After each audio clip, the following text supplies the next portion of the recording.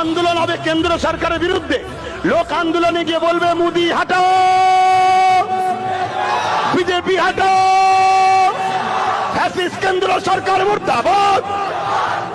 এটাই তো হবে নাকি প্রোগ্রামে?